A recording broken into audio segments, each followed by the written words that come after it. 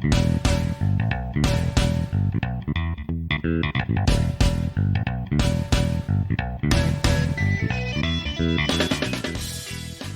everyone, welcome to a special episode of The Goods, a film podcast.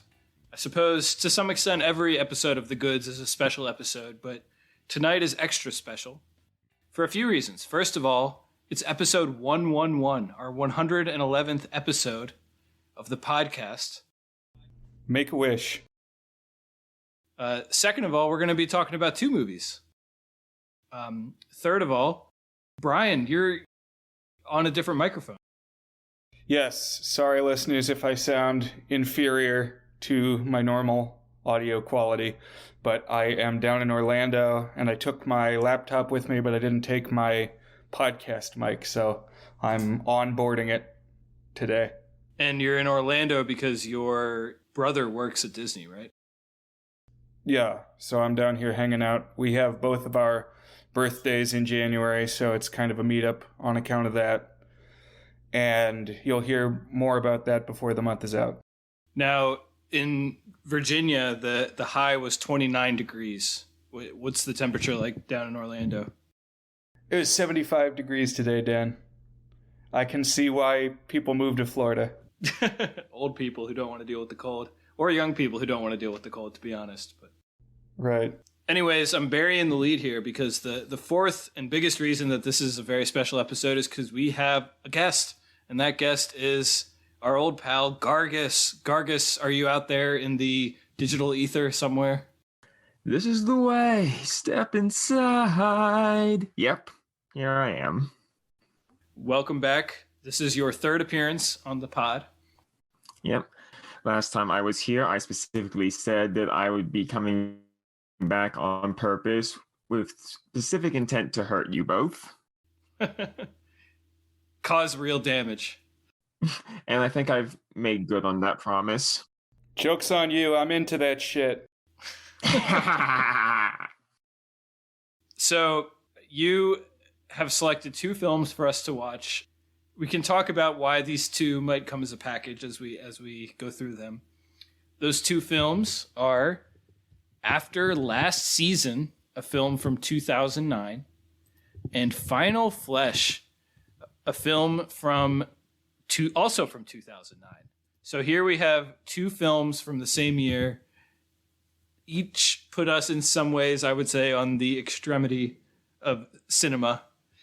And I think we're gonna talk through them and we're gonna have some opinions here. Yes, I'm actually glad that you brought these to my attention. I hadn't heard of either of these films. I struggled for a while to find them, although listeners know that they are both available on archive.org. But I felt something of a connection because I have long considered myself a fan of so bad it's good movies, or just very, very low quality films. I was the one who brought Max Magician to the table. But long before the podcast, I was showing people Troll 2 and The Room.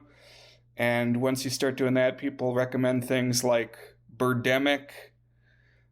But these two are really something special. It's like a whole other level. It's like we've finally hit bedrock, perhaps. It's like that meme, the Galaxy Brain meme. We're down at that bottom level, I think. Yeah. Yeah, Birdemic is the worst movie you can get from someone who still has a vague idea how cinema should work. These two are more like some, I won't exactly say alien perspective, but they are very, very far removed from anything you'd call conventional.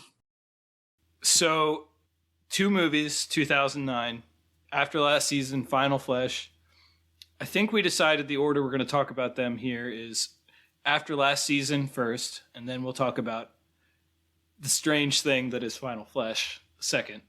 Yes, the strange, very not safe for work thing that is Final Flesh. That's right. Yeah, we might be earning our explicit tag this episode. we got the for adult audiences only tag, which I heard better safe than sorry on checking that box. So I was like, I'll just go ahead and check it. so I can drop the F-bomb. And yeah. And there's worse than that in at least the second one we're going to talk about. But anyways, after last season. So Gargus, I guess before we just dive into what the movies are, just give us a high level view. Why did you pick these movies? You said to destroy the podcast, and perhaps you will achieve that goal, but what inspired you to recommend these two films as what we're going to watch here? Well, these two films first came to my attention the same way that my two previous movies did. For those who don't know, those were Hedwig and the Angry Inch and Nekozialenka. Both of those came to my attention around 2015 when I discovered the website 366 Weird Movies, which was a site dedicated to running through a whole bunch of strange movies to find the weirdest movies of all time. One for every day of the year, with an extra one for the leap year. Those two stood out to me because I believe they both earned the site's beware tag, which they tend to give out when something is going to hurt to watch or be so strange that it's going to leave you with psychic damage. And it has been about 7 years since I watched both of them, and they were both very unique experiences. After last season, because even though I had my ability to watch it however I liked, I still wound up sitting there, not pausing it, not putting my attention to anything else, simply because it was so numbing that it was difficult to look away or comprehend, just what the hell was happening. Final Flesh, I admit, when I watched it, it was on a bit of a gray market site. This was before it was up on archive.org. And I could not pause the player without crashing the player and also my browser. So if I wanted to watch the movie, I just had to let it play out in all 70 minutes, start to back, with no stopping, no ability to wrench myself away if I didn't want to miss something. And with you two having seen it, you can understand why that was a bit of a experience. Absolutely, yeah. So from exploring the recommendations on that site and just thinking to myself, well, they said that the stuff that I bring on is really weird, and I promised I'd bring on something that's so weird that it's going to ratchet things up to a level that's hard to top. And I spent quite some time weighing between these two movies before thinking to myself, well, there might not be enough to discuss for both of them. Let's just do, for both of them on their own, let's just do both at once. ¿Por qué no las dos? Yeah, I think it's a good double feature. Yeah. Some interesting compares and contrasts here. Plus some unintentional linkage that I'll bring up as we go along. Okay, interesting, yeah. You can link these movies to one degree of Kevin Bacon, technically. Which one was Kevin Bacon in? Brian, I assume you're familiar with the degrees of Kevin Bacon. Yeah, it's the cast members, how far away they are in terms of numbers of movies from having appeared with somebody who appeared with Kevin Bacon. Oh, yeah. I just meant it as the generalized purpose of that game, where it's not specifically Kevin Bacon, it's just for anyone. Oh, okay. I just like saying the 6 degrees of Kevin Bacon, even though Kevin Bacon isn't involved, because the 6 degrees of 7 Bacon rolls off the tongue well. So, rather than connected to Kevin Bacon... these movies can be technically directly connected to each other. I see. Okay. Well, I'd like to hear about that when we get to it, but I suppose we should dive into it, and we'll talk about After Last Season first. So, this is a independent film. Both of these are very independent in the sense that they are very far outside of mainstream language of cinema. And I don't think either of them have their sights on profitability. The creator of this film, the director and writer, is a enigmatic director named Mark Regan. So Mark Regan is... Well, we'll talk about Mark Regan more, because I went down a small Mark Regan rabbit hole this afternoon in preparation for this episode. But you entered the Mark region. Yeah. So this one came to the internet's attention, I learned, in 2009 before it released to theaters. And this one actually did release to theaters. We'll get to that. But a trailer went up on, it was like Apple's film trailer service. And people watched the trailer and said, that doesn't look like a real movie that a real human being would make. It's got to be some sort of marketing gimmick. And the theory was that maybe it was Spike Jonze's Where the Wild Things Are that was due to come out in about a year. And like, I guess, I'm not sure why that movie specifically, but Spike Jonze, something of an experimental boundary pushing filmmaker, maybe he would go like real guerrilla warfare on the marketing and make this weird trailer and who knows, even maybe a weird movie out of it. That turned out not to be true. Mark Regan's just a weird dude and he just made a bad movie. So eventually the movie was released. It only went to 4 theaters and there was a very small DVD release. Those DVDs are actually kind of collector's items now. The last one that went up on Amazon sold for $200. So I guess, they're floating around there every now and then. But this is ostensibly a like science fiction thriller murder mystery movie, maybe? Yeah, I wrote science fiction on our movie grid. I guess there's technically a plot to this movie. Well, I was going to say with regards to why that specifically, that conspiracy theory that it may be viral marketing for Where the Wild Things Are gained a little bit of steam because for whatever reason, Entertainment Weekly picked up the story and ran an article on it, wondering whether or not it really was, getting in contact with cast members and people who had been hyping up the movie in like the, obscure local movie markets. And the origin that they give for the conspiracy is that one, Where the Wild Things Are had been massively delayed. Like there had been a teaser trailer for it that released all the way back in 2000, and then the project completely fell apart, and Jones spent the next decade trying to get it back together. But when it finally was in the stage of marketing itself, someone noticed on the IMDb page that Mark Ruffalo's character hadn't been given a name yet.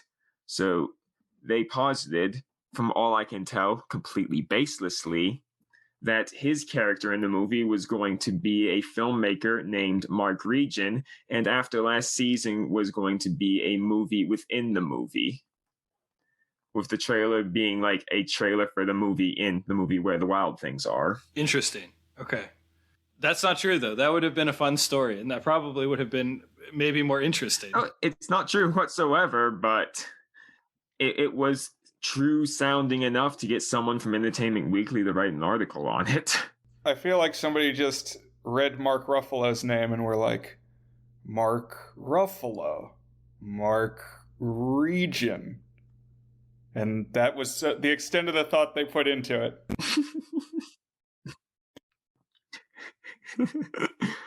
But yeah, that gave the movie a much higher profile than it would have otherwise had. So when you introduced this movie, Gargus, you said that you couldn't look away. You described a numbing effect. For me, I couldn't keep my eyes on it. It was the opposite almost. It was like what was on the screen was incapable of sticking to my brain. It was like immediately rolling off of it. Like my eyes were telling my brain the thing that, how there's like, they say the brain is good at like weeding out information that you don't need and piecing together the information you do need and like noticing the things that matter. My eyes were telling my brain that this information in front of me was the information that did not matter. And literally anything else that was happening around me was more important. So it was hard for it to stick to me. Yeah, I was in the same place as you, Dan, that I couldn't look at it past a certain point. And Tim Brayton of Alternate Ending has a pretty in-depth review of this movie. And I don't know if it was him or somebody on Letterboxd or something, but they were saying that they started to hear the blood pumping in their head. Just they as if they were sitting in a silent room. They just started becoming aware of sensations you would normally tune out. See, for me, it was I wound up at that point where I should have, but it was just so completely bad. Like for years and years afterwards, I've described this movie to friends as one of the rare examples of a movie that somehow manages to do absolutely everything wrong. Yeah, like it is possible for a movie to do everything technically wrong and still be like, entertaining for, oh, they messed this up. Haha. But that's not After Last Season. After Last Season is such a vortex of lacking ability and quality that even the ability to really laugh at it sort of goes away. It can really mostly just be regarded rather than enjoyed. Right. It's like almost performance art, but unintentional performance art. It's like when they pour soup on a painting. This is like pouring soup on cinema itself. Yeah, but even then, I'd say that, like, that one banana piece that everybody brings up. That's at least trying to communicate a point about, like, the art market. Whether or not it's making a good point and making it well is up to the viewer, but you can discern the idea without outside help. Oh, you mean the banana in the art gallery? I was trying to think, wait a minute, there was a banana in this movie? I missed that. No. Well, if there was, it'd be kind of hard to discern from everything else, but no, like the one that they duct tape to the wall. And it's got like the very specific instructions that it has to be on this type of wall with this duct tape and with this banana at this angle, this high up. And it's making a point like, oh, anyone can do this. What you're really paying for is the instructions to hang a banana this way. And that's what the art gallery, that's what the art market is. You can discern a point from looking at it. After Last Season, maybe not so much on that one. Oh, yeah, I've discerned maybe, kinda, sorta, possibly a point from it after having sat on it for so long and then rewatched and then read some things about it, but probably best to just talk about the movie first to get across just why we're having this reaction. Yeah, let's say what this movie actually is. So, the plot, to the extent that I was able to, like, neurologically process it, is that there are these two students, Matthew and Sarah, who are studying some sort of brain science. And it seems like the invention that they're working on is some sort of groundbreaking microchip that will allow you to view each other's thoughts. But the few sentences that I just said to describe this plot don't convey what watching this movie is like, because those are not things that happen in a way that one would expect things in a movie to happen. Like if I say a thing happens in a movie, in your brain, you're like, all right, I know that when things happen in a movie, here is how things happen. But like, that is not what happens in this. This movie is just like a featureless room with actors who just seem completely clueless about what's going on, narrating large chunks of language, I guess you could call it, if you're being very generous, dialogue. And there's like no adornment to anything that's going on, and they're not really even talking about anything most of the time. Brian, how would you describe a typical scene in After Last Season? Okay, so a couple pieces to this. Yes, there is this plot that the two main characters are these neurologists or whatever, and they've got this Inception type invention that lets them see each other's thoughts. And that's conveyed through bad CGI, like really, really bad. But you're underselling by calling it really, really bad. Yeah. Yeah, we'll definitely deconstruct the CGI a little bit here in a bit. And when they're doing this like therapy session where they're mind melding, they're describing what they're seeing, and that drones on in its own way. But the dialogue that I love is the bookends. Like there's sizable scenes that have nothing to do with this interview. Sometimes there will be characters talking to each other, and the dialogue actually had what I thought was like verisimilitude to it. Like it seemed like something you would say. Like the most boring possible things that you might say in a day. Like talking about like a town that you've never been to, but you've been through, or just like describing what an MRI machine does. Yes, exactly. The scene where it's the two women talking about towns that they used to live in and like towns that are near that town that they passed through. And, well, when you lived in this area, did you always live in the same house? No, I used to live across town in Pelham. Pelham, huh? Well, that sounds nice. So then later in the movie, after all the main arc has happened that we may touch on a little more, there's like another two people and they go into a house, and as they walk in, one woman says, "This room used to be two rooms. There was a wall dividing it down the middle. We knocked the wall down."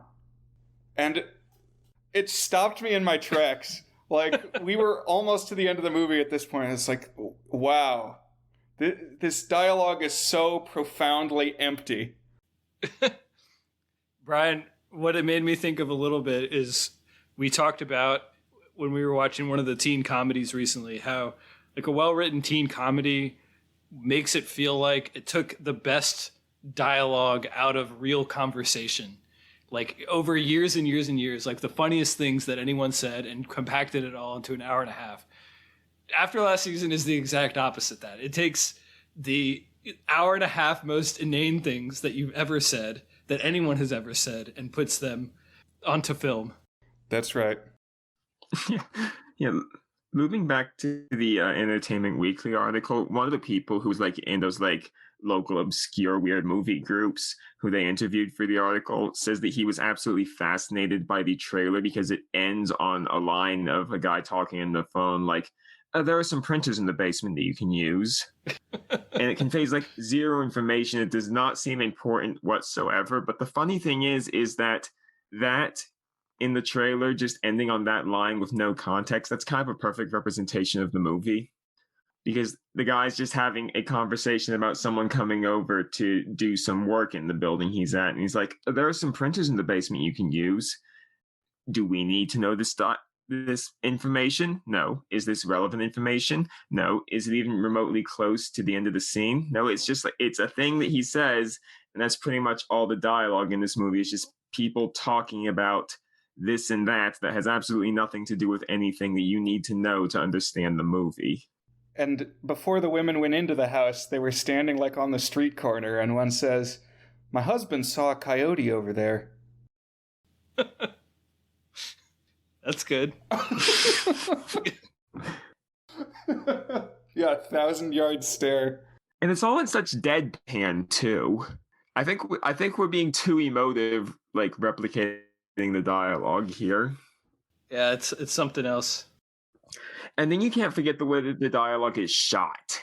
There are very frequently points when someone is saying a few lines, they stop, the camera holds for a moment, it cuts to the person they're talking to, just staring off into blank space, holds there for a few seconds, cuts back to the person who was talking, holds, and then they resume talking.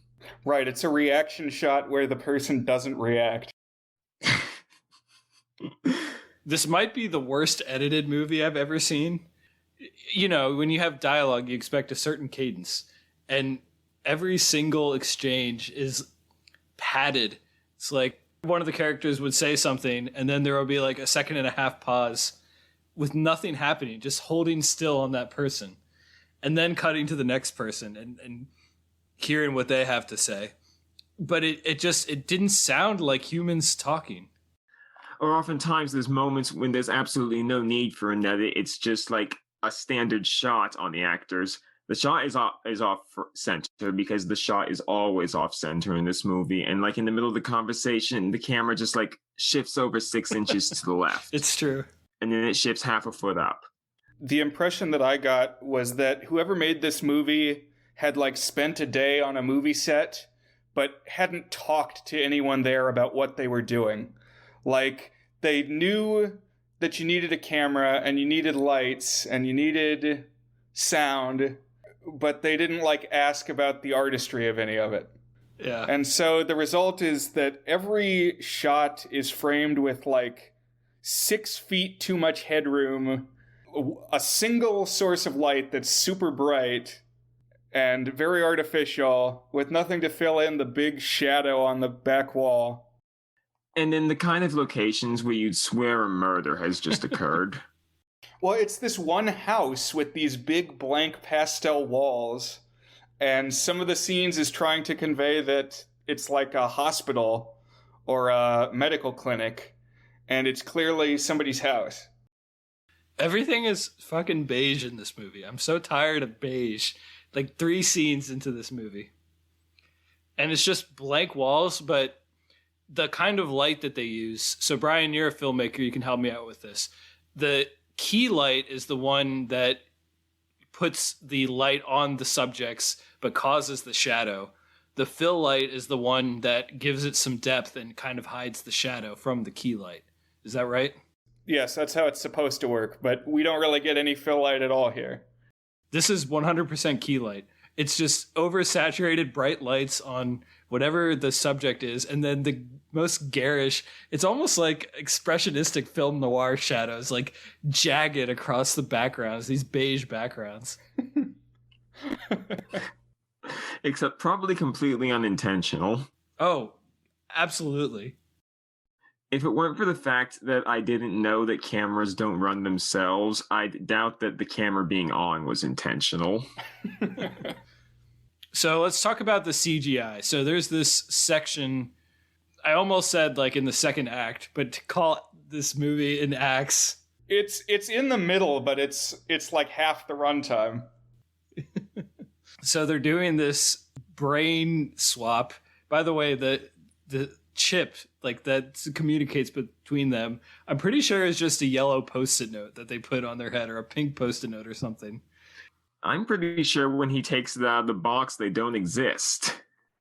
Like when they're doing the experiment, they have the little things on like their temples, but when he opens up the box and pulls them out, he's just like grabbing air. That's certainly possible too. And so the way that we see these dreams, that are these thoughts that are, it's visualized, the way that they're seeing them is like, just imagine you downloaded some free 3D rendering software. I don't know what the free, I'm sure there's like a free version of one of them. You downloaded that and like you didn't even run the tutorial. You just hit open on like the demo file and you dragged the box around. Like that's what most of this is. It's so primitive, but it was made in 2009, but it's like 1981 level CGI. Yeah, this was the year that Avatar came out. Yeah. Yeah, it's like there's just, balls floating around. They have no collision detection. They just phase right through each other. Sometimes they get really, really fancy and they have like, some birds made out of like 5 polygonal shapes. Or fish swimming through a bunch of colored nothing that's probably supposed to be coral or something. Gargus, I have to admit, I almost blocked you on Discord when the person emerged out of the wall and didn't have a face. I was like, this has gone too far. This is enough. I can't do this anymore. It's this one cursed image of these 2 horrible CGI people, one of whom does not have a face. And not in like a creepy way, but in like a way, hey, maybe I'll go and add a face later. It's like a smooth gray surface. Yeah, it's kind of like those, like in the pandemic times, they had those, it was like a sunglass, like a lens of a sunglass, but it covers your whole face. And I don't know. I got to get a picture of this. And good God, does this go on forever and ever? It goes on forever, and it goes on even longer because they keep cutting back to just like B-roll footage of nothing. There are significant blocks of nothing. This movie has a habit of cutting over to just nothing. Like, there's a conversation going on. We cut over to a wall with a piece of paper on it, and then back. Or we'll cut over to some chairs, and there'll be a little bit of flute playing. And that they pad out the big, like, half-hour CGI fest, I guess, with stuff like that, including, I think, like, one scene where it's what I swear is just nobody intentionally made this. They just locked the cameraman outside in the dead of winter at night, and he had no means of communicating with anybody, so he's just wandering outside the building wondering if he's going to freeze to death or not. That's how it reads to me. Oh yeah, there's that random snow segment, which I don't even remember if they acknowledge that there's snow or why there's snow. The funny thing is that when I watched this movie the first time, this block of CGI stuff that we're talking about was the most fascinating part to me, because it's where an actual semi-story kind of starts to emerge. Because, they're just conducting this experiment with little chips that let each other see their thoughts, and all of a sudden the woman starts conjuring up images that she's not consciously thinking of herself, and then all of a sudden it turns out, oh no, I'm thinking of a murder. And then they call over to another place, and oh no, that exact murder has occurred. And there's been murders on the campus recently. Maybe if we keep going with this, we can tap into it and precog the next murder. And then they start precogging the murderer coming for them. It's like, it's almost in the same zip code as Exciting. Almost. It may be like 5 zip codes over, but that's still almost. Yeah, it's getting into like Lawnmower Man territory or something. But it's like, are they seeing these things happening, or are they causing them to happen with their mind melding? And I wasn't sure where we were supposed to come down on that. And then the ghost shows up. Oh, yeah. So things get real weird after the CGI, because then the protagonist, by the way, the protagonist's name is Matthew. I guess there's 2 protagonists, Matthew and Sarah. So Matthew wakes up. Oh, wait. Everything that we just witnessed was a dream, and now Sarah has finally come for whatever the original meeting was going to be. Oh, except before Matthew woke up, there was this telekinetic stuff that was going on. I forgot. So we get 2 bouts of telekinesis. I guess the first bit happens before he wakes up. Yeah, the first is in the dream. That's right. Okay, so I want to hear someone describe this telekinesis. It's truly groundbreaking cinematic special effects. I watched this to a friend the other night, and I said to her while we were watching, all these shots are out of focus because they couldn't think of any other way to hide the strings. That's the best description I've got. Yeah. What about you, Brian? Yeah, about half of it, you can tell that they it's somebody carrying the camera around and sticking out a leg to kick things. But the ones where it was lifted, presumably by a string, some of them I was kind of impressed by. Like when the ruler levitates around. I don't know, it was something. Whereas anything else in the movie had been nothing. It was like, oh, they're actually kind of hovering that thing. And there was a time when there was a chair sitting out on its own in the room, and it kicked over with nobody seemingly there to kick it. And probably they did that with some kind of string too, but I thought that shot looked good. Yeah. And of course, the stuff moving is only maybe a third of the ghost sequence. The rest of it is just the actors uncertainly standing, looking off to the side, like they're waiting for the director to tell them what to do. But he's just sort of sitting there giving them the thumbs up, or else just running over to another part of the room and being like, I don't see anything. After having been in a room with a ghost that's moving things invisibly for 5 minutes. And didn't they determine the ghost's name was Craig? I was like, what? Who the hell is Craig? Yes, but that's topside. Okay. Oh, you missed the reveal at the end? Which reveal? At the end, when those 2 women who were talking about knocking down the house wall, they get to talking about someone who died recently, and she pulls out a photo and is like, that's Craig, and that's how the movie ends. Yeah, so Craig is the ghost, and then... But Craig is the ghost, in the real part. He's not the ghost in the dream, I don't think. The ghost in the dream is, nobody, or maybe a manifestation of the killer. I don't know. Yeah, I don't know either.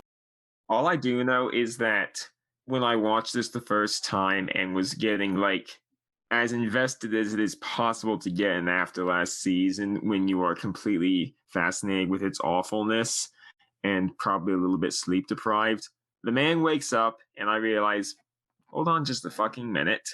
The entire last half hour of this movie, the part that I was actually enjoying to an extent, that was a dream. And we're just going to carry on. And that is how After Last Season earned its title as the worst movie I've ever seen.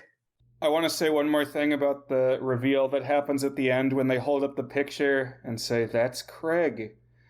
It really seemed like it was going to fade out and end there, but then they set the frame back on the table and they walk out of frame and they say, "We have a room next to the living room." And that is the last line of the film. Oh boy. Very poetic. It's like you actually had a good ending point for the film, but no, that's what we go out on. That's pretty funny. But no, they wake up, they do the actual experiment, and then like the killer who's been kind of in the margins in the movie shows up, and then Craig the ghost comes in and like throws a chair at the actor in a shot where I'm pretty sure we just killed this man. Yeah. Like, we didn't tell him what was going to happen. We just told him to stand here, and then we threw a steel chair at him, and he dropped, and he never gets back up. I kind of like the narrative device of you are seeing things in a dream, and then you're not sure if what you're seeing in reality is that thing that's been happening in the dream, or like whether you're just going crazy or something like that. Like I'm sure there's plenty of movies you can think of that have something like that, where you're not sure if you're going crazy or you're like somehow some sort of prophet or something like that. I feel like there's a lot of interesting ways to go with that. This is like the least interesting and coherent version of that. Like, I think that's what Mark Regin was going for, is like, oh, it was all a dream, but wait, was it just a dream? Whoa. Because then you start getting the telekinetic stuff outside of it, except it's all happening in like tight sequence with no change of tone or setting. So it's like you're just repeating the beat that you just had. There's like no dramatic impact of this. Yeah, I was convinced I was going mad when I started thinking to myself, is this dream sequence actually brilliant on this rewatch? Because like he's dreaming about this technology that doesn't exist in the real world that lets him see into people's thoughts. And he winds up precogging the murderer and having like seeing visions of the murderer coming for him. And then a ghost shows up. And then he wakes up and he starts doing the real experiment with the girl, which is just like asking like go nowhere questions that are incredibly boring to listen to. But then they get premonitions of the murderer coming and the ghost saves them. So it's like he's having a dream about precogging the murderer and being assisted by a ghost that is prophesying him in real life precogging the murderer and being assisted by a ghost. It's like a recursion that never ends. That is a generous reading. Yeah. Here's the thing. This time when I was looking at information for the film, I found that Mark Regin actually did an interview with Filmmaker magazine. And there's some choice things in here. Like they ask him about his interest with schizophrenia in the movie because that comes up a few times. And if I may paraphrase, he says that he has an interest with science and science fiction. And he says he did some research into schizophrenia, which he says is a bit like science. So you have science and science fiction, which are a bit alike. You have science and schizophrenia, which are a bit alike. So science fiction and schizophrenia are a bit alike, and that's the plot of my movie. Which, that doesn't make any sense, but go on. Throughout the interview, Regin has like a weird preoccupation with saying that his movie is very logical. Like he wants to do a movie that's really realistic and logical and happens the way that things would in the real world. And I was reading this while watching the movie, and it got into my head that, is this man thinking that because if you were to be involved with a real life murder case and catch the murderer at the very tail end of it, the story wouldn't really happen through all the, inane bullshit that goes on in your life. It kind of happened incidental to it, around it. So if I'm going to make a movie about that sort of story that's logical and reasonable and realistic, I should make a movie that has almost nothing to do with the murder spree that's happening on campus, except in the most incidental ways. and have the science fiction element be as light and strange as possible with little explanation, because why would you have an explanation in real life? It's not logical. It just happened to you. And then he made the movie this way, thinking he was doing some kind of M. Night Shyamalan brilliance, because he specifically cites The Sixth Sense as an influence on this movie, which you say my read on it's generous. I think that attribution of influence is generous. Yeah. It's like, I think that Mark Regent thinks he is making a very arty movie, except he has negative skill.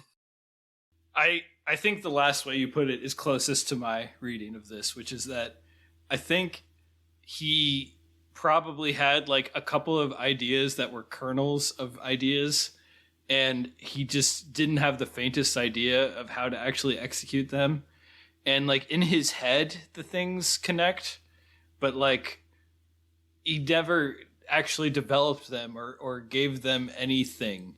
And his idea of, oh, I'm going to make it like it really is like, oh, I'm just going to have people talk about the dumb shit that they talk about in real life, even if it has nothing to do with what's going on. Isn't that so realistic and groundbreaking? But like, no, it's not. It's just nothing is what it is. It's just people standing on screen next to a beige wall saying nothing. I read a couple of interviews with him, and I have a couple of thoughts too, but go ahead. I was just going to say, I think that you could make the concept work if you had like anything interesting to do with the dialogue that happens while these stories happening, while the real stories happening like incidentally in the background, or if you could shoot remotely competently, you could make something of this. It's just this man, and I do not think anyone associated with him are not the people to make that happen. Is now the time we want to talk about the budget of this film? Sure, yeah. Actually, no, before we dive into the budget, because I just want to make sure we get into the end of the movie, because there's one thing that I want to talk about, and then I want to pivot back to the filmmaking of this, because I have thoughts and anecdotes on that as well. So the way this movie ends is, Gargus kind of alluded to it here, but the murderer pops in and a ghost throws a chair at the murderer. This moment when the murderer came in was like genuinely David Lynchian. It was like for like 45 seconds, this guy was an artist. And that was literally that 45 seconds. There's like this bizarre shot where all of a sudden the beige in the background works, and like the killer's body is like he's holding up a knife, but it's almost like this weird like fractal effect to the way that the body is framed. And I was like, wow, this is almost something that is completely unintentional. It's like if you throw enough things at a wall, something is going to look like Mary and Jesus or something like that. But like this is his version of like throwing enough inane stuff at a wall, and all of a sudden you have something that's like compelling and like freaky, which is this murderer comes in like an inhuman way with this knife up in the air. And I was briefly riveted by this murder. Of course, then he opens his mouth. Oh, and then it's got the psycho ending where somebody's explaining what the murderer was thinking this whole time, except it doesn't make any sense. Yeah. I will say this for the murderer, he's probably the best actor in the movie by virtue of being just bad instead of lobotomized. I think that's a good way of putting it. But let's talk now a little bit more about the filmmaking here. So the budget. Brian, tell us about the budget. Allegedly, this film had a budget of $5 million. The only explanation I've seen was most of it was spent on the CGI. That still doesn't explain anything. I have a little more thought on this, but go ahead, Gargus. No, you go first. I want to hear what you have to say, if it's the same as mine. So Mark Regent describes himself in interviews as a real estate manager. So my thought is like, this is a dude who, first of all, imagines himself as big business. And everything he's talked about with the investors, there's no companies given. He says it's friends and associates. I think that he probably spent 5 figures on it, and then the 5 million is like written off losses that didn't actually get spent. It's like tax avoidance, or I don't know if you'd call it money laundering or something like that. Like, there's no way that that money was actually spent on this film. I mean, maybe it shifted into his pocket or something like that, but that money was not spent making this film. And to back that up, I have another rabbit hole to go down, which is that I found the most active Facebook fan group of After Last Season. So it is called I Believe in After Last Season. And if you go to I Believe in After Last Season, people are still posting there. And there's a lot of discussion, mostly like remembering fondly when this movie was made and like weird connections they have to it. But one of the most active participants is the lead actor, the guy who plays Matthew. His name is Jason Kulas, Kulas, something like that. He frequently comments on there. He occasionally posts. And when I say frequently, I mean it's like a few times a year. It's not like once a week or something. And so I actually found his profile. I exchanged some Facebook messages with him where I asked him a few questions. He said, I can't write out responses right now, but I actually did write a little bit on Facebook about it when I posted it. And here's a link to that. And so I don't know if you remember, I know Brian does. Back in the day, Facebook had this concept called Notes, which was like a blogging thing that they tried. And he had a couple of like notes that he had written about his experience. And he said in one of these notes, he said that Mark Regan was extremely budget conscious. So he like had in his head exactly what were the lines of dialogue that he wanted. And he threw his camera on. He's like, all right, I'm filming the dialogue for 7 of the movie's 30 scenes and just say these lines and I'll edit it together. And he did do it on film, on 35 millimeter film. So it's not like he went the absolute cheapest possible route. He actually did get a real camera and real film, which says something. But even that is like, $10,000, $20,000. That's not, you're not even approaching $1 million just to like successfully film something. They filmed everything in 2 days at 2 locations. So like, it's not like you're spending the budget there. And so where could this money possibly have gone? It's like he was trying to trim budget, and yet this is supposed to be a $5 million movie. It just doesn't make any sense. Yeah, see, for the longest time, the whole, like, this is like a money laundering operation was my read on the movie. But looking at the interview with Filmmaker magazine, there is a passage where they're talking about the special effects and computer animation, and Regan says, some people took care of those, mostly because of the investors. I basically chose some things and told them how things should look. And when they ask him, like, if they were people from VFX house or people who just know how to do things on a computer, people who knew how to do things on a computer, unknown people, we put the effects together from scratch. And then right after that, they get into talking about the $5 million budget. And he says that it is correct, but that the budget for filming the movie itself was, as you say, about 5 figures, $30,000 to $40,000. And that everything else went towards distribution and getting the special effects done. Now, the distribution, I don't know if that could account for too much because, this movie played in 4 theaters. So it is possible that it all went to the special effects. And because this was all with investors' money, and because he seems to have no idea who actually did it himself, my current read on the situation is that he kind of got himself fleeced out of about $5 million. Like, oh, yeah, we can get you like half an hour of special effects. It's going to cost you like $5 million. And then they bring back this. Maybe. I do think that he, even in the quote unquote money laundering read, like the tax avoidance read, I still think he thought that he was making something real. I think he was earnest about making something. I don't think he was just lighting money on fire for the sake of it. Oh, no, it's just like, yeah, I really do think he believed in this project. I just also think that because he openly admits in multiple areas, like he had no idea what he was doing with post-production and distributing. They were like bungling their way through it and trying to figure out what the exact right route is and crashing into obstacles every which way. It does seem likely to me that he just like handed a bunch of money over to some people who said they'd give him some really good effects, and then they gave him the most rudimentary shit they could get away with. Yeah, I don't know. I would say hold this up against The Room, which allegedly has a budget of $6 million. And in that case, Tommy Wiseau hired a professional crew in Los Angeles. So, like, it's reasonably well shot, reasonably well scored. Like, the settings are nice. But then the directing and the writing are terrible. And perhaps as a result, the acting is super weird. But also, the story like doesn't have any genre elements. It's a straight love triangle drama. So you don't need to have a cardboard MRI or any ghosts.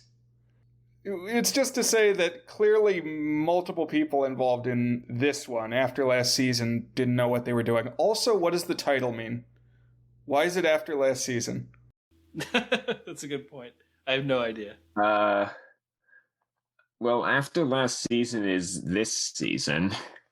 So so you now could just call it now. Basically. Yeah, today. That feels right. It's the experience of watching this movie is just being trapped in a room with the most boring shit imaginable and not being able to get out. It is very much a movie of the moment. We do have another movie to talk about, so I just want to throw in one or two more anecdotes I learned from my deep dive. So one is that this guy that I found, the actor, he's posted about being interested in like getting it going as like a cult hit circuit, like kind of how, what's the guy's name for The Room? Tommy, what is it? Wiseau. Yeah, so he's kind of leaned into it to some extent, you know. I mean, I know he's still enigmatic, but he's rebranded the film as a dark comedy, right? I haven't actually seen The Room, but that's my understanding. On the other hand, this guy, Mark Regan, he disappeared off the face of the earth. Mark Regan was always an alias, it's not his real name. So if you search for him in the Boston area where this was filmed, you won't find him. Some people know his real name, but they're being very tight-lipped about it, probably to protect his privacy, which is probably fine. But he's resisted any attempts to like relicense this, reprint new DVDs, which could probably make him thousands and thousands of dollars, because it's enough of a small internet cult at this point that people would buy it. And even this actor, Jason Koulas, is like, hey, let's do a 10-year anniversary screening. He said that back in 2019. But like, he was like, well, we couldn't actually screen it anywhere because we could never get the rights to it. And if you go on YouTube, the places where it's posted, they get taken down real fast. Like, there's a lot of places that say, here's a link to watch it on YouTube. And there's like multiple postings and it always gets taken down. So someone is monitoring this and striking it whenever it gets posted. I think he's really embarrassed about it and is like, this kind of flopped. It turns out that people didn't react to my vision the way that I did. And I'm some combination of embarrassed and mad about it. And I'm just moving on with it. You know, it's like, it hurts for him to think about, because why else would you not get this free money that could just be put on your lap? That would track with the thing that I wanted to bring up as one last little thing, because the Wikipedia page for this movie has a little line in it that I should note has a citation needed mark on it. But it says that even original theatrical printings of this movie are rare to come across because it was determined that it was cheaper to just burn the things than send them back. That sounds apocryphal, but it could be. Which sounds to me like code for, please don't bring these back to me. Please don't hold on to them. Just get rid of them. Just throw them in the trash. Burn them. Make sure there is no evidence that you ever had this. So the last thing I have is the most recent post on that Facebook group dates from last year, and the guy who posted this, he said, I was rummaging through a desk today and I stumbled across my copy of ALS. By the way, that's how they abbreviate it on the fan group. It's ALS instead of After Last Season, which just makes me think of the degenerative disease. That's a good point. It just makes me think of AWOG for Amazing World of Ghosts. Oh, yeah. But anyways, I stumbled across my copy of ALS and thought I would post this here just as a reference. Years ago, I tried to contact quote-unquote Mark Region about buying the rights to ALS. Certified letters, sent him Amazon boxes with letters in them pleading for a phone call. I even sent him a burner phone with my number on it, asking him to call me. Never got a response. I think I might have got him on the phone once by tracking down his number. He mumbled something, hung up, and blocked me. Then I thought I had a break. This was maybe 4 to 6 years ago. He went through bankruptcy. Thought if I went through lawyers and the court with an offer, he would have to take it. At the very least, he'd have to put it up for sale. I remember getting a very short answer from whom I believe was handling the bankruptcy, saying, "There is nothing to buy." Several letters, phone calls later, no response. He either paid back what was owed or the case was just closed. Or there was nothing to buy. Who knows? Just adds to the mystery of the movie and the man. Had not thought about this for years, and today brought back the memories of way too much time invested trying to track him down and buy the rights for this film. I thought that was a epic quest of someone to try and get their hands on the masters and the rights for After Last Season. Well, God willing, someday it'll show up in the ruins of a burned church that's been struck by lightning. Because I think that's the only way it's getting out into the world. We are going to throw a rating on. You'll have the opportunity to give some parting thoughts. But before we pivot, does anybody have any last things they want to add? No, I'm ready.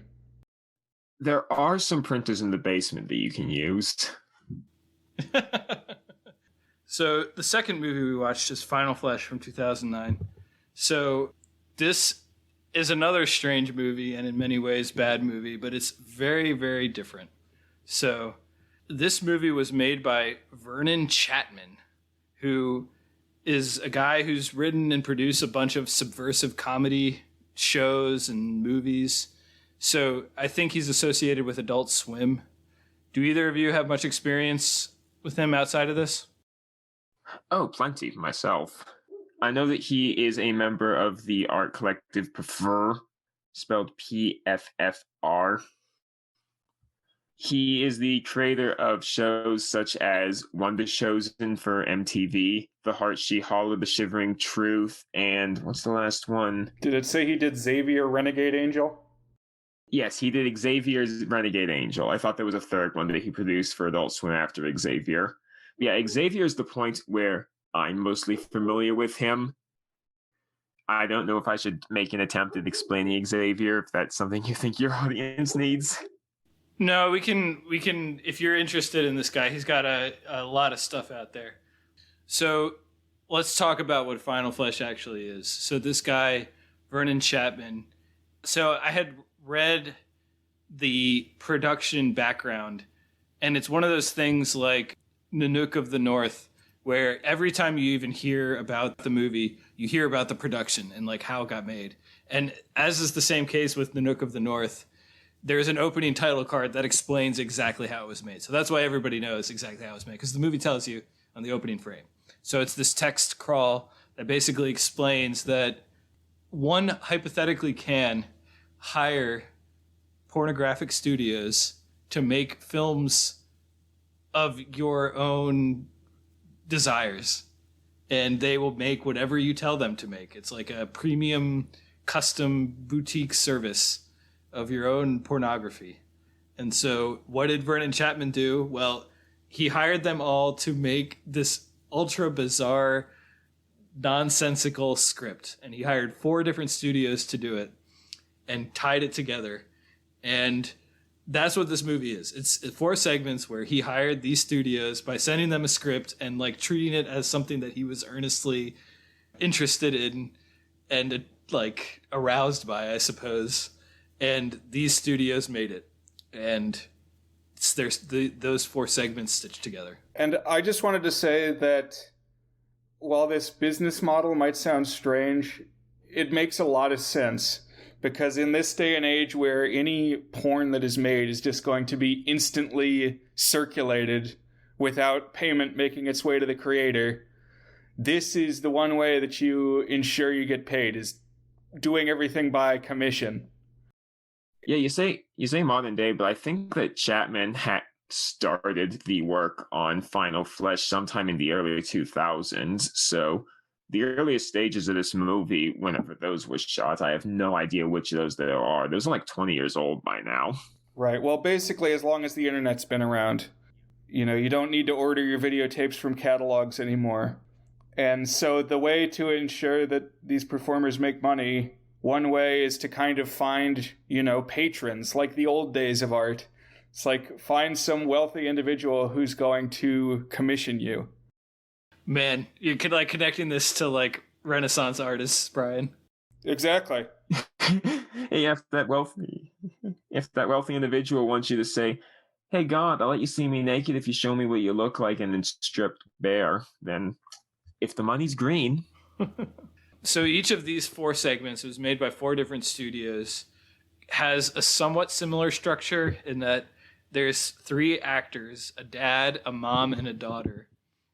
And they are all like reacting to visions of some sort, a danger of some sort in a very non-clear way. It's incomprehensible. It's entirely non sequiturs.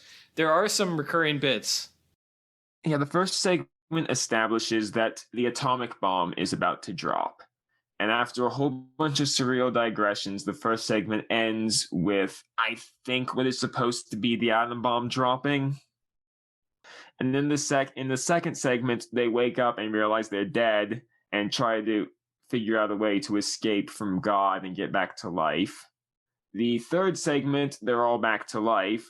And in the fourth, I have absolutely no idea what distinguishes it from the third in terms of narrative. There's no clear cut, except maybe God punishing them for rebelling, but that's just me grabbing something straight out of the air. It is not textually supported at all. Yeah, and each one of these has just insane, nonsensical things happening, and people are doing them. And that's the weird thing. It's like a juxtaposition of actors who aren't in on the joke, or at least don't appear to be in on the joke most of the time. And like normally what these people would be doing, and like the tone and the production quality would be like outright filth.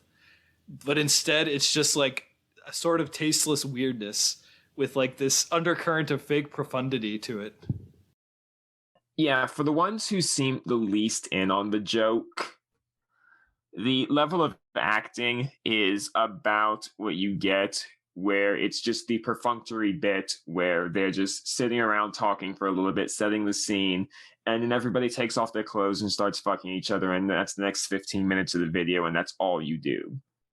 You have maybe like a minute, 2 minutes of dialogue at most, and then it's just writhing and moaning and penetration. But instead, they have to do the entire thing where they're just being asked to sit around going like, I'm going to go to the bathroom now. And then she goes into the bathroom and picks up the Quran and reads from it and has like some weird music playing over her. And then she finishes reading it, walks out, and it's like, I really stank that place up. You don't want to go in there for a while. And then another digression happens.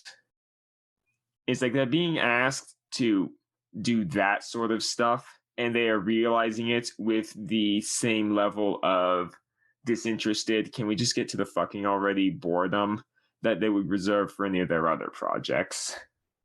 I have a list of a few strange things that happened that I noticed. But Brian, what was going through your head as we were watching this?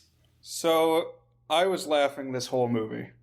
Big belly laughs. There's some amazing dialogue in this film. Like, okay, one of the times they're keeping various reasons to get cutaways. There's like dreams and just, I'm going to go into the other room, off in the bathroom. But one of the times, my favorite group was the family at the start. I enjoyed it a little less as it went on because the novelty kind of wore off. But in this first family, one of the women is like, I'm going to go to the bathroom and powder my nose and take a big shit. It's like, you say powder your nose to be like a euphemism, and then it just torpedoes that. I read a couple interviews with Vernon Chapman on the release of this. So it actually started when he didn't know if this would work, basically. And so he hired the first studio to do it. He actually hired them in the order that you see them in the movie. And he got the first one in the mail, and he just couldn't believe that it had actually happened. But oh wait, no, actually before that they said we filmed it, but because we had to like shoot a whole bunch of stuff in like different shots, and it took a long time to film, the actors are each demanding another $100. So we're only going to send it to you if you send us $300 more. So he said the initial quote was $900, and the actual amount he paid for the first segment was $1,200. So compare that to the budget for After Last Season, by the way. I would say it's worth it. They had to pull out a lot of props. If this really all originated with them, they had to have like a live mouse and like a conch shell. Things that are not going to just be lying around. Yeah, you really don't find like the tears of neglected children and angel blood in just any store. That's true, yeah. So anyways, that first group, I think, Brian, I'm with you, that one most captured the spirit of the avant-garde trick that I think Chapman was trying to pull with this. Mm-hmm. They were the most out there. What this project made me think of, I don't know if either of you remember back in the early pre-YouTube internet days when you would get your memes from you'rethemanNowDog.com. But back in that distant past, there was a meme that caught on for a little while called Shoe on Head. Gargus, have you heard of this? I have heard of the political YouTuber Shoe on Head. I've not heard of this. Okay. Well, Shoe on Head was a trend where people would patronize cam girls. So live adult entertainers who put on personal performances on a one-on-one basis, and it gets recorded. You know, the precursor to OnlyFans, basically. Right. And somebody had the idea that the prompt they were going to send to the cam girl was, put shoe on head. And she's like, what? He's like, put shoe on head. And then she did it. And then the trend was just everybody who frequents cam girls, they're going to tell them all to put their shoes on their heads. Because I guess it's just to show that they'll do what you tell them to do in exchange for money. Which is the same thing that's happening here. Well, if you really want that for free, you could just get the subservient chicken to do it for you. So Gargus keeps throwing in references to some of the bits that happen throughout here. So why don't we talk about some of the bits? I made a short list of ones that stuck out to me. So one early one, when you kind of know what sort of ride, a hint to the sort of ride that you're getting yourself into, is a woman births a steak, like a raw steak. You're talking about props, Brian. This was like probably a $25 steak that this woman birthed out. And then she breastfeeds it. Yeah. This was my favorite moment in the whole film, because she starts breastfeeding a steak, and she says, yeah, get that milk in you. And and I was like crying, laughing already at this point. And then "get that blank in you" becomes a recurring phrase, at least in this first act. Anytime someone eats something, another character comments, "get that chili in you." And I want to use this now, the next time I'm next to somebody eating. The character, for the record, is eating chili because she has to throw up, and they need a receptacle for it, and all they have is chili, and the father won't let her waste the chili can, so she has to eat all the chili and then throw up into the chili can. And that being explained, I was laughing hard. It doesn't come across well on the air, but seeing it, just her like waiting to throw up, but before she can do it, she has to eat, and while she's eating, they're saying, yeah, get that chili in you. It really was working for me on the comedic level. I don't know. I was enjoying it quite a bit. Gargus, give us one or two bits you liked from this.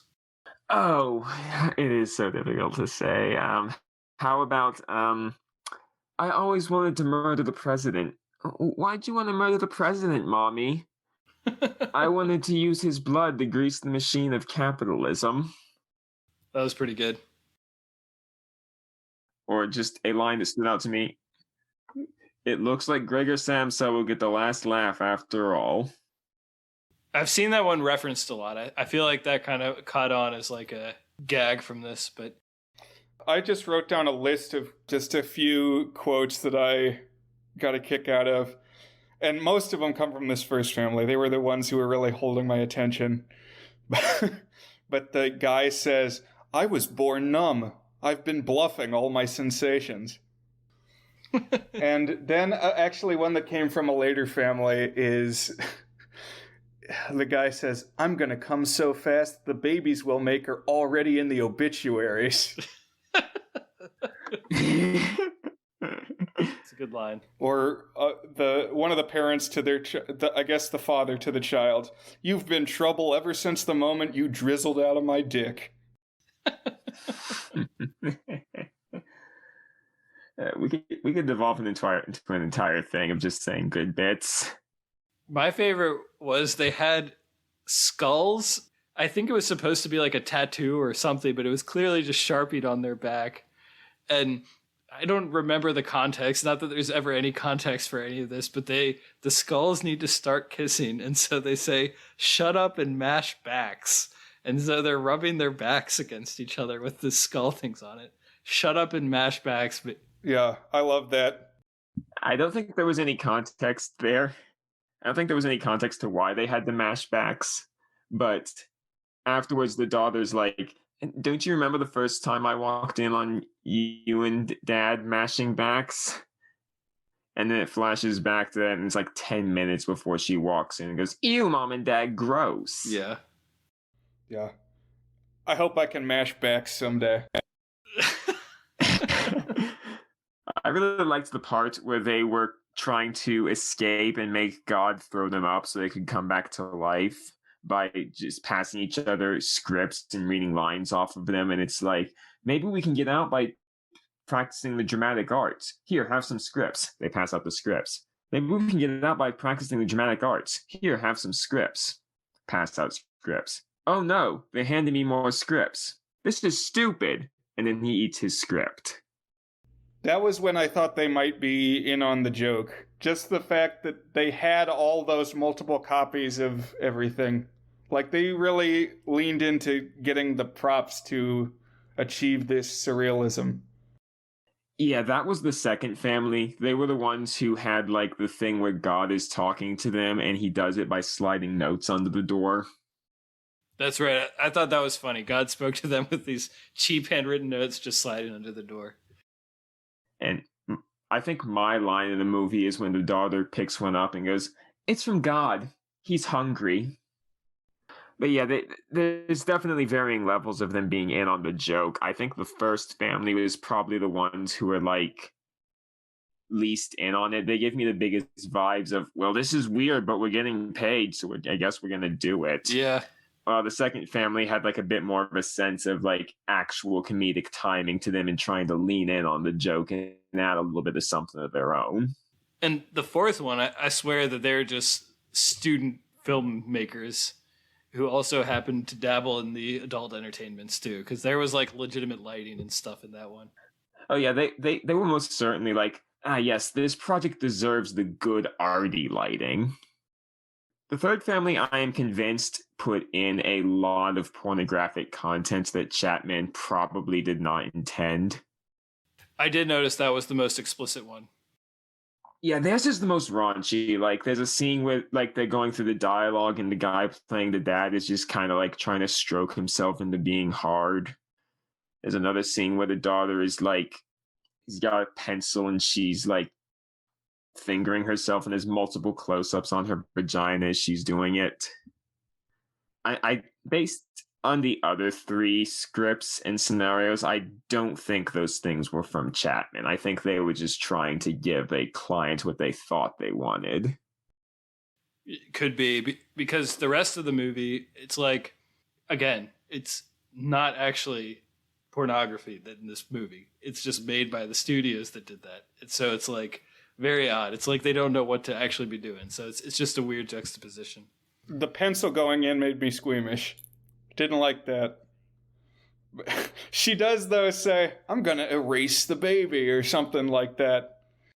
Yeah. So I think I read that the first studio is from Minnesota, which is just so funny. It's like Minnesota is like the least sexy place in America, probably. What makes South Dakota more sexy than Minnesota to you? I don't know. Neither of them are sexy at all. Okay. But I don't know. That was just like whenever I think about Minnesota, I get bored just like thinking about Minnesota.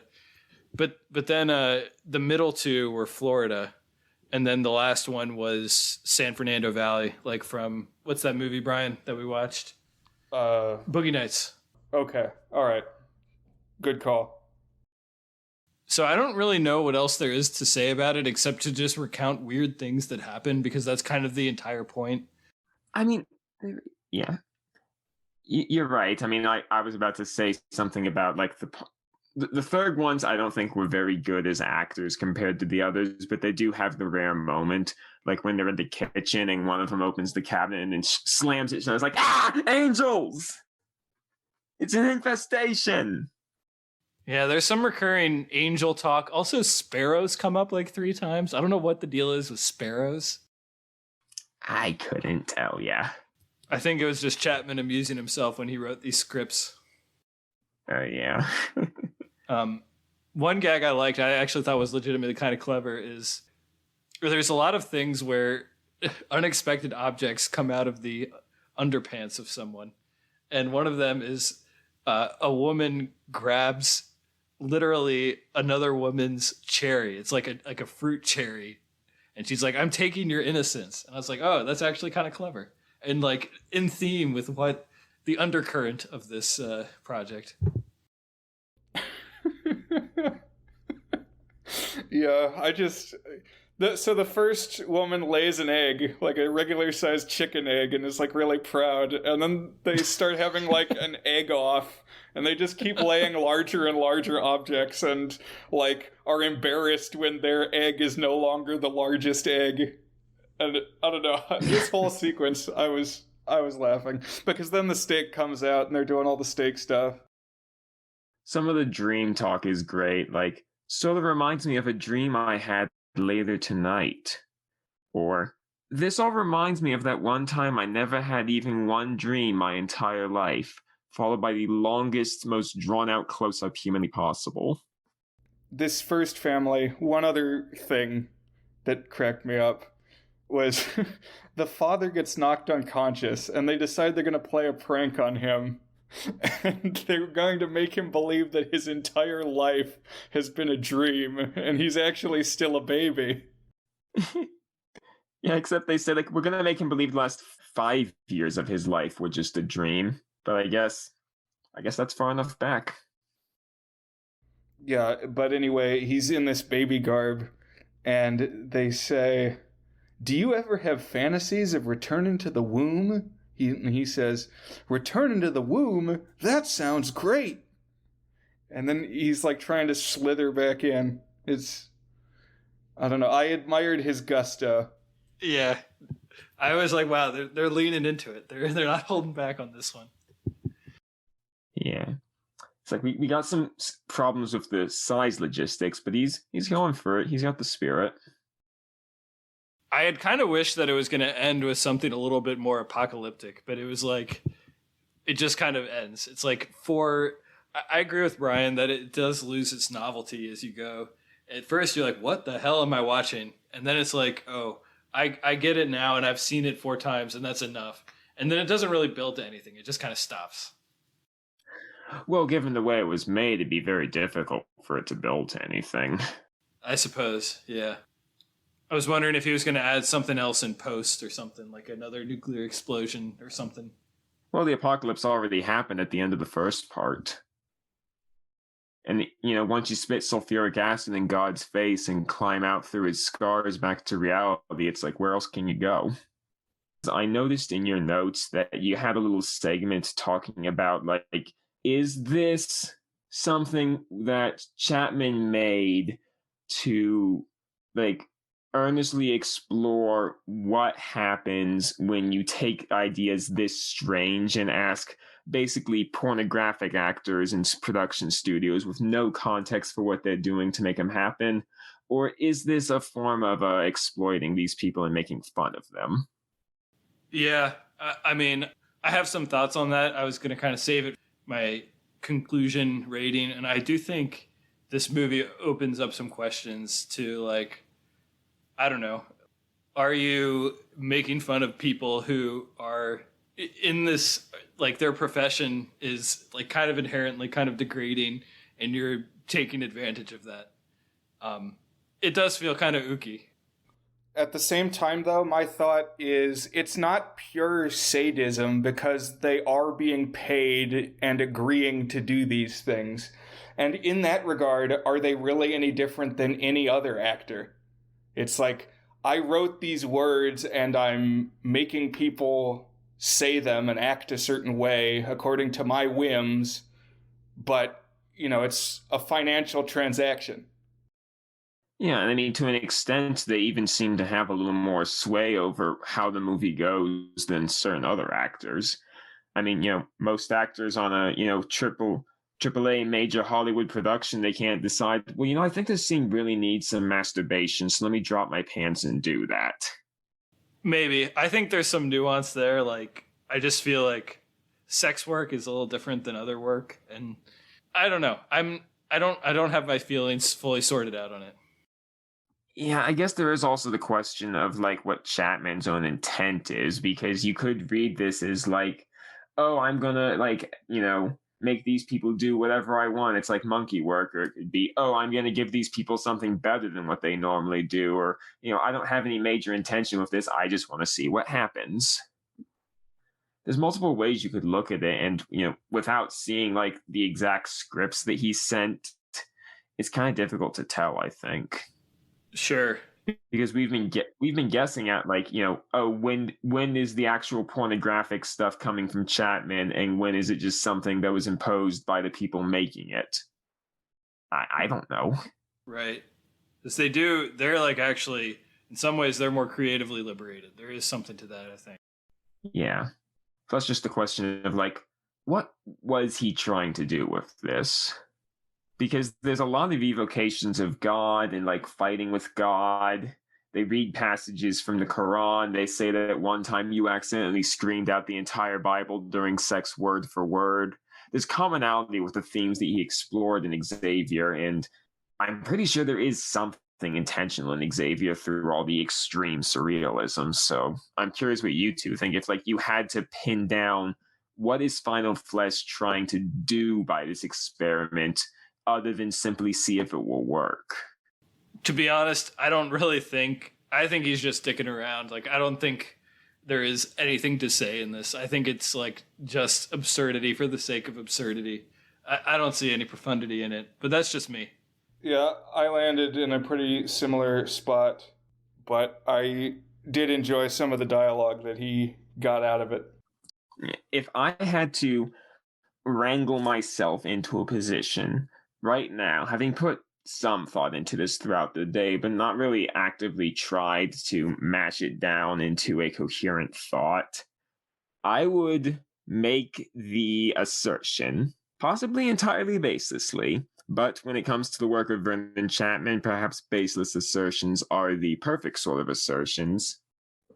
I would say that it has something to do with the inherent absurdity of trying to make any kind of profound, resonant point vis-a-vis philosophy or spiritualism or the nature of art on a world that is pretty much entirely doomed to die. We're all going to be wiped out one day, whether by natural causes or the atomic bomb.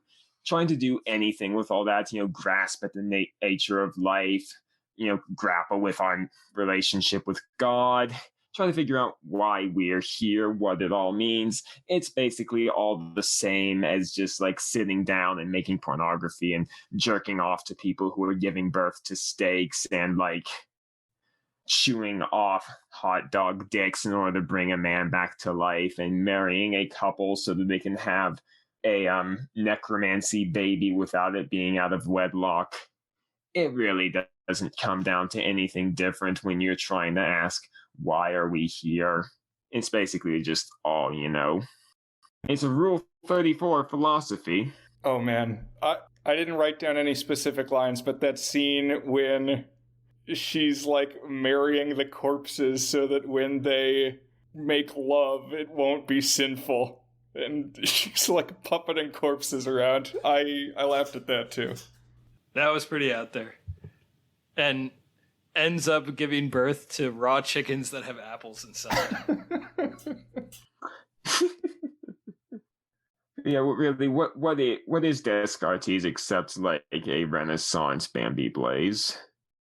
So, why don't we go ahead and wrap this up? I think we've said some interesting things. We've talked through these pieces. I think we're at the point where we can rate. Does anybody want to throw in any last thoughts or observations before we get to our signature section? Is it good?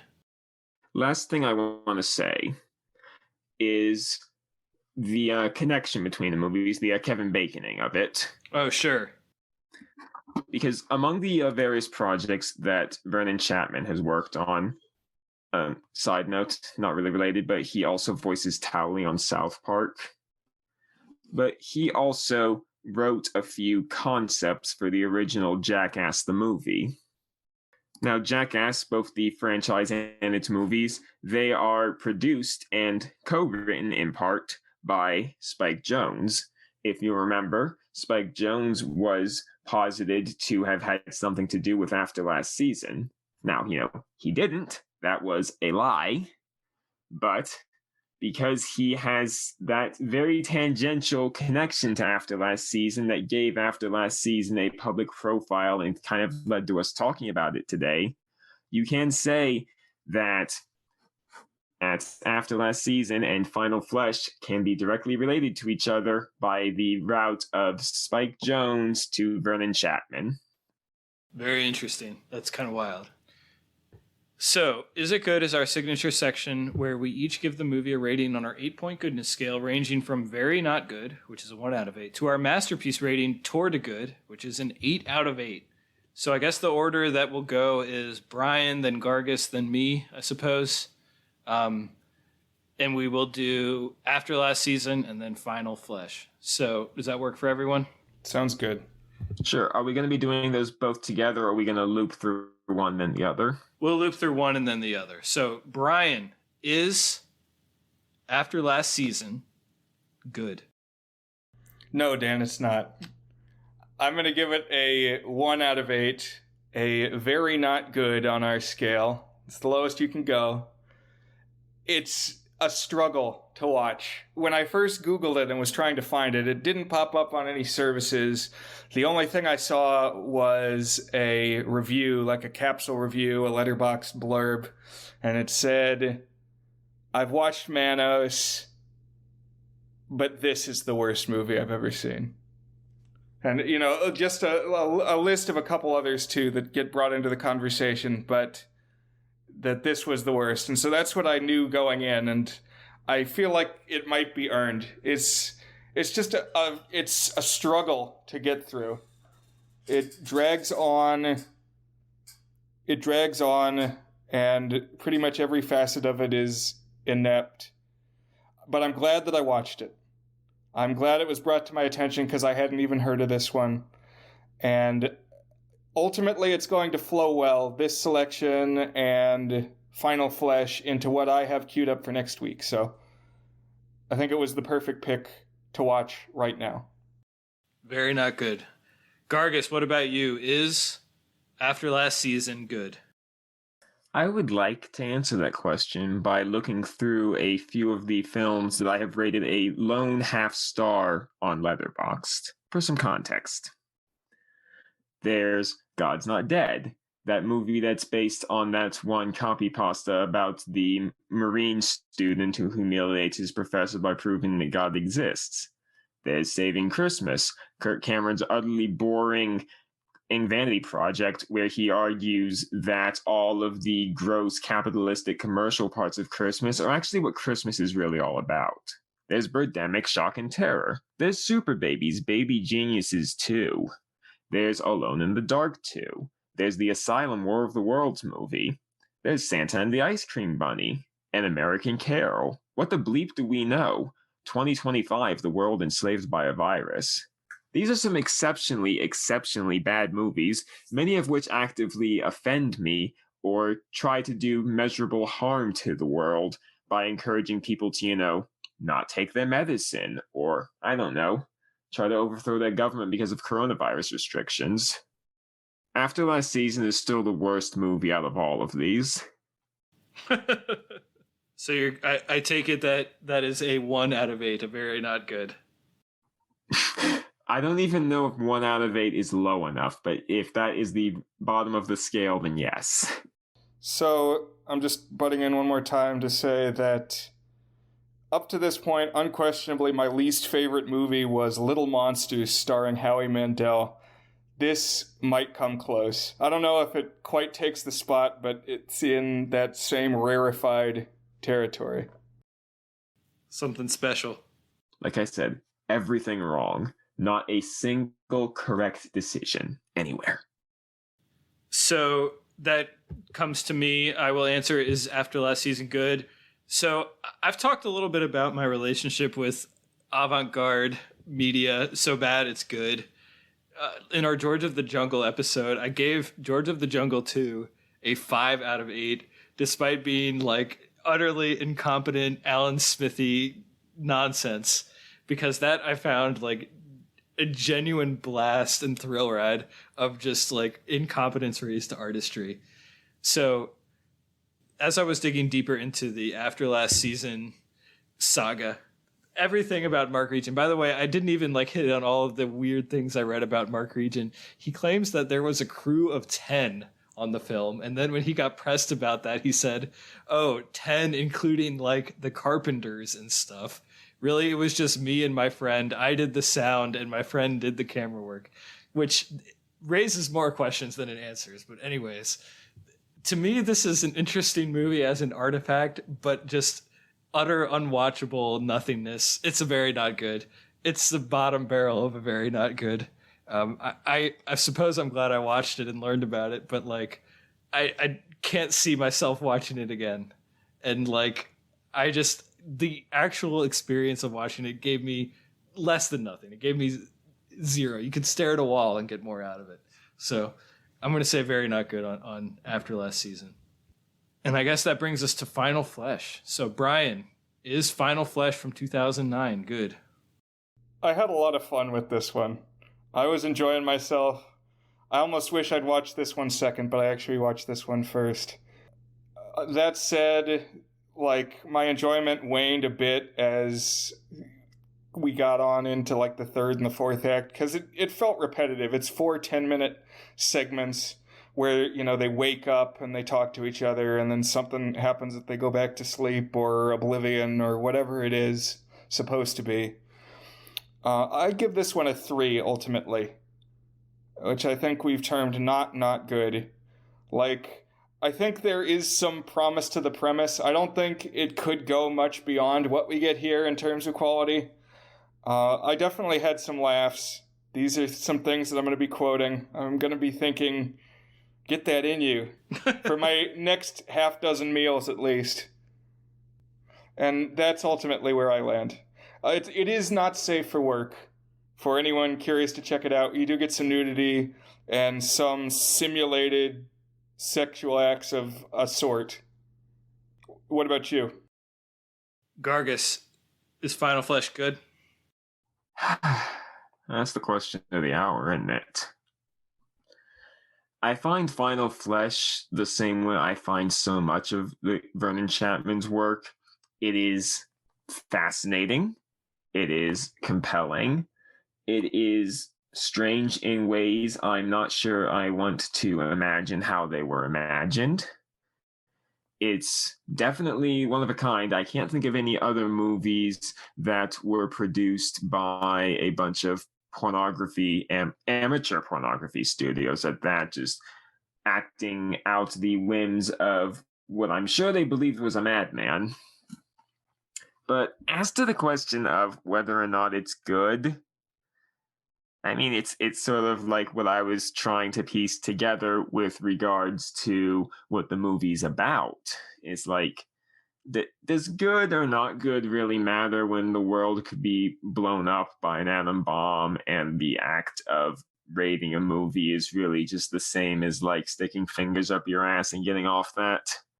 So in terms of whether or not Final Flesh is good or not good on the 1 to 8 scale of the goods, I'm going to rate it, I've had it up to here with consciousness. I don't know how we numerify that, but that is not unreasonable. It's to the left of numbers. You got to figure that one out. All right. Well, because Brian and I have a numeric scale that we use for our ongoing averages and such intensive statistical computations, I feel compelled to give this one a number. And so to kind of build on my previous thoughts on like what is my relationship with avant-garde. So there has been like experimental film I've really, really liked that we've talked about. I had a really strong reaction, positive reaction to as I was moving ahead. Occasionally I saw brief glimpses of beauty, which is not so bad it's good, but it is like boundary pushing in form. And this is boundary pushing in form in a similar way. But this one, if after last season made me feel nothing at all, feel an absence of any feeling, then this one actually made me feel a little bit sad. Just like, I don't know. I felt kind of gross watching what really felt exploitative to me. And just like, it didn't really work for me. Like, I didn't feel like he was doing anything particularly clever. Now, does that mean that I didn't laugh? No, I laughed. I laughed quite hard a few times. Brian, yours is Get That In You. For me, it's Shut Up and Mash Backs. That'll be the one that I'm thinking about. And yet, I still can't say that I found it overall a positive experience. There were moments where it felt like it was maybe creeping towards some thought about the relationship with art and how we create it and the role of that in our life and the meaningless of it all. And it never really got there for me. It was just a dude pulling a prank. And I'm going to give it a 2. That is a not good. An amusing 2, to be sure, but still a not good for me. Yeah. I think I should clarify that when I analyze Vernon Chapman's work, I don't know if I'd do it the same way I'd analyze literally anything else. I try to get myself into a state where I am not going to second guess myself. I'm just going to plow right on ahead, and whatever one thought says, the next thought's going to build on, and damn the consequences. So if I pulled out something that sounds meaningful, I don't know if that's anything meaningful from the film or just something entirely out of my own soul.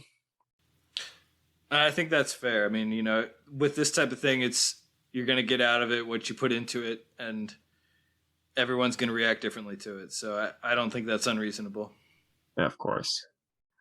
Yeah, I don't hold any sort of negative reaction to either of these against anyone. This is we are like on the fringe. You take 2 more steps and you're over the edge into the void. Well, Gargus, I would say thank you for bringing these to our attention the way that I did for the last 2 movies, but I'm not sure that I can in earnest say that, but I will say it was an experience, that's for sure. I'll say thank you. I'm surprised these have completely evaded me up to this point, and I'm glad that we can spread the knowledge a bit. Yeah. It's certainly something. Thank me for having promised to bring a live grenade in and pull the pin and following through on it. Yeah. So when you said that in the Discord and wherever else you made that claim, I was thinking you were going to bring Sallow and a Serbian film. And these were not that. So thank you for that, at least. Yeah. Bringing in Sallow isn't like bringing in a hand grenade. Bringing in Sallow is just like bringing in radioactive material and just making everyone sit there. It'd be like if I dragged you two to the elephant's foot at Chernobyl. It's not spectacular. It's just painful and sad.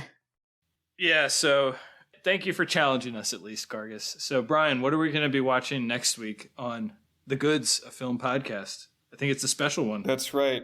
The next one up is going to be my annual birthday show. And it's actually going to follow well from this episode because what I have queued up is a labelless DVD that I found on the rack at a thrift store, and it's called Feeders. It's a very low-budget independent film made by the Polonia brothers. It's pretty short. I happened to watch it on my birthday one year. And in conjunction with that, we are going to consider a short web show called Henry's Kitchen, which is something I tend to think about at this time of year, and we'll dig into that some more. It also has that low-budget, one person wearing all the hats vibe, just very fringe, as you said, Gargus, film production. Cool. Well, you know I love a good birthday episode. I don't know anything about either of these things, and I am looking forward to figuring out what they are and talking through it with you, Brian, and celebrating with you. Oh, thank you, Dan. And on the other side of that, listeners will return to fare a little more cinematically substantial. Yeah, whenever you guys have me back on next, I promise I'll try and take us back into something that's a little more conventional. Well, you got to follow your heart, Gargus, and at a minimum, you did that. And if nothing else, it was an experience. So thank you for joining us. Listeners, thank you for being with us. I swore to God I'd kill us all, and I did it. And have a good evening, everyone. Yeah, thanks. Bye. Thanks for having me. Tune in next time.